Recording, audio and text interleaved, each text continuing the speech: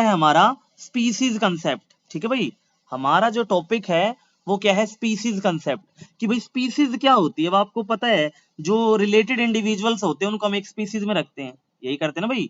जो सारे इंडिविजुअल जिनमें एक जैसे कैरेक्टर होंगे, एक जैसे इंडिविजुअल को हम एक स्पीसीज मानते हैं। ठीक है भाई, आप जैसे हम ह्यूमन बींग सारे एक जैसे, भाई हमारे अंदर बहुत सारी सिमिलैरिटी है, तो हम होमोसेपियन, तो हमारी एक स्पीसीज हो गई। ठीक है, तो ऐसे स्पीसीज के अलग अलग कंसेप्ट दिए गए थे।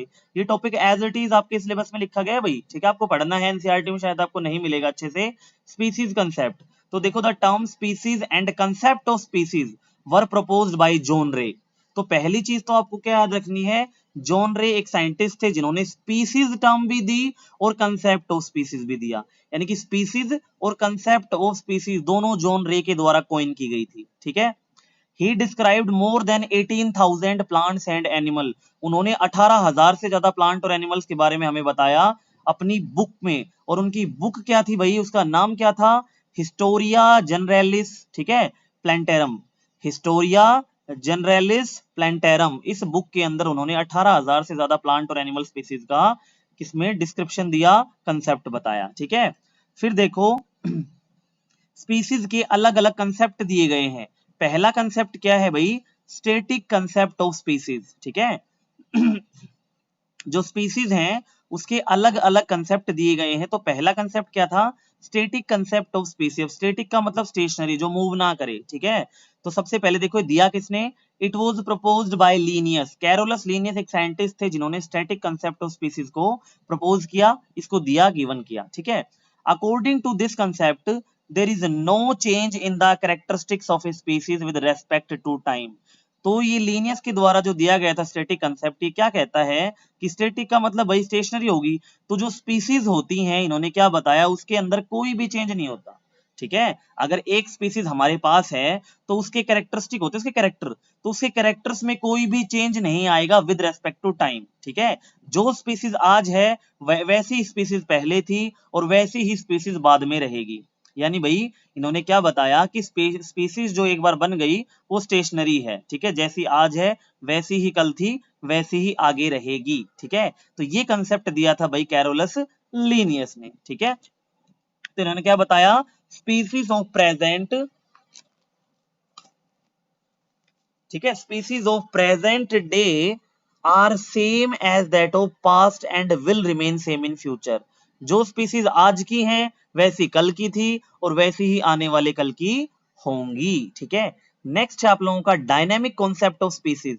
अब डायनेमिक नेचर जब भी होता है किसी चीज का, मतलब वो चेंज करती रहती है। ठीक है, तो डायनेमिक कॉन्सेप्ट ऑफ स्पीसीज में क्या बताया गया कि स्पीसीज भाई चेंज होती रहेंगी। ठीक है, it was proposed by Lamarck. ये किसने दिया dynamic concept of species, Lamarck ने दिया। ठीक है, according to this concept species are always changeable. इन्होंने बताया कि स्पीशीज हमेशा चेंजेबल होंगी एक जनरेशन से अगले जनरेशन में। ठीक है, जैसे आज जो जनरेशन है उसकी जो स्पीसीज होंगी वो अलग होंगी और नेक्स्ट जो जनरेशन आएगी उसकी जो स्पीसीज होंगी वो डिफरेंट होंगी पुरानी वाली से। ठीक है, जैसे भाई जो एक पेरेंट होते हैं उसका ऑफस्प्रिंग उससे डिफरेंट होगा ना, ऐसे इस तरीके से इसने अपनी थ्योरी दी, अपना कंसेप्ट बताया स्पीसीज का। ठीक है, तो दो कंसेप्ट हो गए, पहला था स्टैटिक, दूसरा था डायनेमिक। ठीक है, अच्छे से पढ़ लो, अभी पूछूंगा भाई मैं। उसके बाद typological concept of species. Typological concept of species के भाई किसने दिया, सबसे पहले ये देखो, तो एरिस्टोटल एंड प्लेटो। अब अरिस्टोटल के बारे में सब जानते हैं, Aristotle is the father of biology. ठीक है, बायोलॉजी जो होती है हमारी स्टडी ऑफ लिविंग बीइंग्स, उसके फादर थे अरिस्टोटल। ठीक है, और इसी के साथ साथ Aristotle is the father of zoology. भाई बायोलॉजी की दो मेन ब्रांचेस होती हैं, जूलॉजी एंड बॉटनी। जूलॉजी में हम एनिमल्स के साथ डील करते हैं, बॉटनी में प्लांट्स के साथ डील करते हैं। तो जो जूलॉजी है उसके फादर भी अरिस्टोटल थे, क्योंकि इन्होंने अपना मोस्ट ऑफ जो वर्क था वो किस पे किया था, एनिमल्स पे किया था। तो Aristotle is the father of zoology और फादर ऑफ बायोलॉजी भी बोला जाता है इनको। ठीक है, फिर देखो according to typological concept of species the, ठीक है, the group of some member share some certain characteristics that distinguish from them from other species.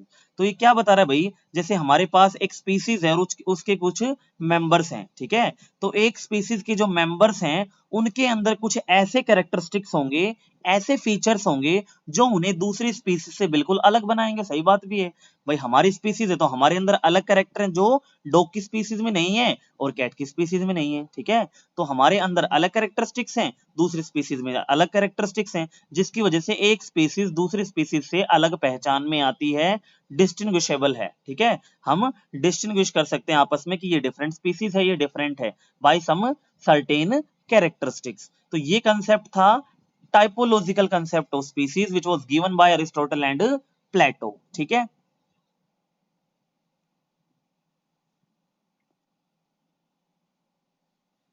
Next देखो बेटा, it is based on single individual और few individual of a species. Important point है कि typological जो concept of species है ये single individual characteristics या एक कुछ ग्रुप, ठीक है, कुछ इंडिविजुअल जो उनका एक ग्रुप होगा उस ग्रुप के कैरेक्टरिस्टिक्स, इनके ऊपर डिपेंडेंट होता है टाइपोलॉजिकल कंसेप्ट, ठीक है, कि सिंगल इंडिविजुअल या कुछ इंडिविजुअल्स का ग्रुप, उनके अंदर क्या कैरेक्टरिस्टिक्स हैं जो दूसरे से डिफरेंट है, दूसरी स्पीसीज से, उसके ऊपर डिपेंड करता है टाइपोलॉजिकल कंसेप्ट ऑफ स्पीसीज। तो क्या देखोगे आप लोग कि एक स्पीसीज के जो मेंबर्स होंगे उनके पास अलग कैरेक्टरिस्टिक्स होंगे और दूसरी स्पीसीज के जो मेंबर्स होंगे उनके पास अलग कैरेक्टरिस्टिक्स होंगे, ठीक है, ये था टाइपोलॉजिकल कंसेप्ट ऑफ स्पीसीज। तो इसके द्वारा हम दो अलग अलग स्पीसीज को डिस्टिंग्विश कर पाएंगे बाय सम सर्टेन कैरेक्टरिस्टिक्स। फिर देखो नेक्स्ट है बायोलॉजिकल कंसेप्ट ऑफ स्पीसीज। अब बायोलॉजिकल कंसेप्ट ऑफ स्पीसीज बहुत इंपॉर्टेंट है, ये लास्ट वाले दोनों आपको बहुत अच्छे से पढ़ने हैं, ठीक है। तो बायोलॉजिकल कंसेप्ट ऑफ स्पीसीज क्या कहता है, ये सबसे पहले दिया किसने था, तो it was given by Ernst Mayr, ठीक है, who was the scientist that proposed biological concept of species.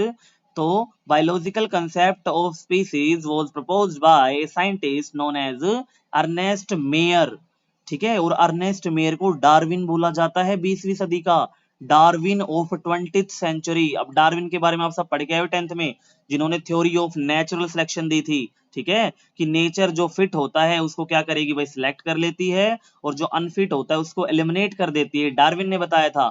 तो देखो इसने कितना अच्छा काम किया, अर्नेस्ट मेयर ने, इसको 20th सेंचुरी का डार्विन बोला गया, ठीक है, उसने बायोलॉजिकल कंसेप्ट को प्रपोज किया, ठीक है।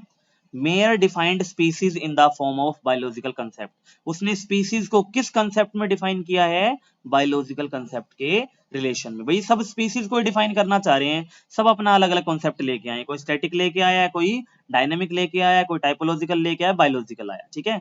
बायोलॉजिकल बहुत अच्छा कंसेप्ट है, ठीक है, ये वेल सूटेड है, वेल अडेप्टेड है, अर्नेस्ट मेयर ने दिया था, ठीक है, मेयर ने स्पीसीज को बायोलॉजिकल कंसेप्ट के बेसिस पे डिफाइन करना चाहा, ठीक है। अब उसने क्या कहा वो देखो, according to Mayr all the members that can interbreed, ठीक है, मेयर के अकॉर्डिंग जितने भी मेंबर्स हैं जो इंटरब्रीड कर सकते हैं, इंटरब्रीड मतलब आपस में ब्रीडिंग कर सकते, जैसे एक पॉपुलेशन है या एक स्पीसीज है उसमें जितने भी मेंबर हैं वो सब आपस में मेटिंग या इंटरब्रीड या रिप्रोड्यूस कर सकते हैं अमंग देमसेल्व्स, ठीक है।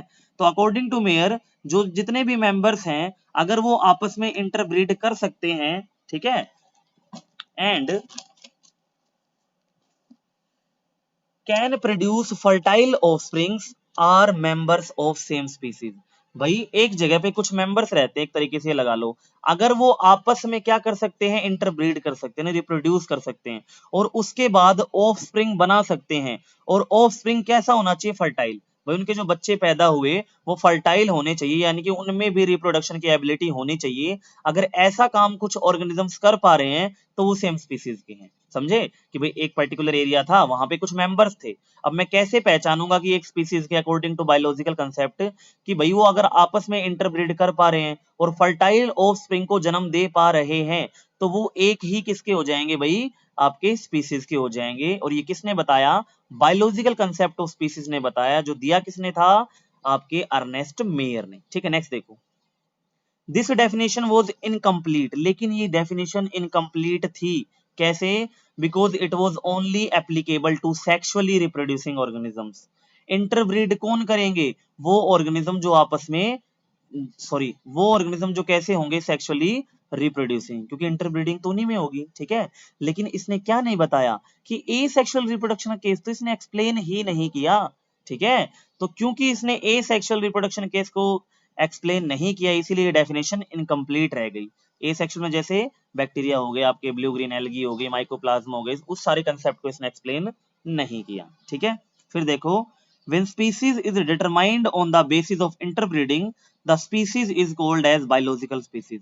जब भी हम स्पीसीज को इंटरब्रीडिंग के ऊपर क्या करेंगे, डिफाइन करेंगे, तो उस स्पीसीज को क्या बोलेंगे, बायोलॉजिकल स्पीसीज। हम एक स्पीसीज को डिटरमाइन करना चाह रहे हैं, लेकिन हमने डिटर्मिनेशन के लिए अपना फैक्टर क्या चूज किया, इंटरब्रीडिंग, तो ऐसी हम स्पीसीज को बोलेंगे बायोलॉजिकल स्पीसीज। ठीक है, all humans are members of one biological species. हम जितने भी ह्यूमन बीइंग्स हैं सब एक दूसरे के साथ इंटरब्रीड कर सकते हैं। ठीक है, चाहे वो ऑस्ट्रेलिया का हो, चाहे वो अफ्रीका का हो। ठीक है, रंग नहीं देखना, हम चाहें तो रिप्रोड्यूस कर सकते हैं, आपस में इंटरब्रीड कर सकते हैं, तो हमारी सबकी एक ही बायोलॉजिकल स्पीसीज है बेटा। ठीक है, नेक्स्ट देखो, टेक्सोनोमिक कंसेप्ट ऑफ स्पीसीज। अब टेक्सोनोमिक कंसेप्ट ऑफ स्पीसीज क्या कहेगा, अभी टेक्सोनोमी के साथ डील करेगा। ठीक है, तो when the determination of a species is based on the morphological characters, अगर आपने स्पीसीज का डिटर्मिनेशन किसके बेसिस पे किया है, मोर्फोलॉजिकल कैरेक्टर के बेसिस पे, यानी आपने एक्सटर्नल कैरेक्टर देखे हैं किसी भी ऑर्गेनिज्म के और उनके बेसिस पे आपने स्पीसीज को डिटरमाइन किया है, तब उस स्पीसीज को आप कहोगे टेक्सोनोमिक स्पीसीज। कि आपने कुछ इंडिविजुअल्स लिए, 1 2 3 4 5, और उन पांचों में आपको एक जैसे मोर्फोलॉजिकल कैरेक्टर, यानी एक्सटर्नल जो मेकअप था उनका आपको एक जैसा दिखाई दिया किसी ना किसी रेस्पेक्ट में, तो आप क्या कहोगे कि भाई ये सारे एक ही टेक्सोनोमिक स्पीसीज के हैं। ठीक है, हम उनको एक टेक्सोनोमिक स्पीसीज बोलेंगे। समझ गए। Interbreeding criteria is not used in taxonomy. Taxonomical concept में हम लोग इंटरब्रीडिंग के क्राइटेरिया को कभी भी सिलेक्ट नहीं करेंगे। इंटरब्रीडिंग का क्राइटेरिया कहां सिलेक्ट करेंगे, बायोलॉजिकल कंसेप्ट ऑफ स्पीसीज को डिटरमाइन करने में। ठीक है, एग्जाम्पल देख के चलते टेक्सोनोमिक कंसेप्ट का। ठीक है, तो देखो, एक कॉलीफ्लावर होता है, कैबेज होता है, एक नोल होल होता है जिसको बोलते हो आप लोग कोलारबी। आप 10th क्लास पढ़ के आए हो, आर्टिफिशियल सिलेक्शन पढ़ के आए हो। ठीक है, तो वाइल्ड कैबेज से बहुत सारी वेराइटीज बनाई गई हैं, उसमें से एक कॉलीफ्लावर है, कैबेज एक नोल होल है। ठीक है, जिसको आप कोलारबी भी बोलते हो। तो इनमें देखो, इनका अगर हम बोटेनिकल नेम लिखेंगे तो इनका बोटेनिकल नेम क्या होता है भाई, कोलीफ्लावर का होता है ब्रेसिका ओलरेसिया बोट्राइटिस, कैबेज का ब्रासिका ओलरेसिया कैपिटेटा, और नोल होल का ब्रेसिका ओलरेसिया कोलोरपा। अब देखो, तीनों ही एक ही स्पीसीज के हैं।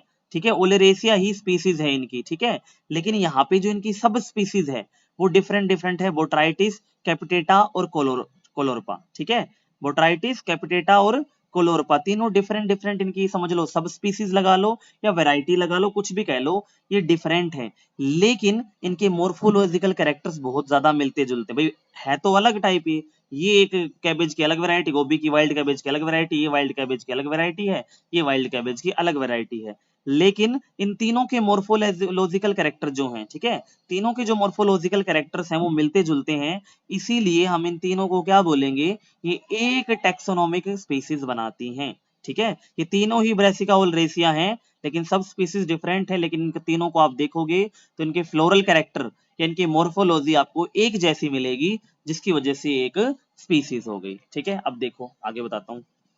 हो गया कॉलीफ्लावर, कैबेज और नॉल होल।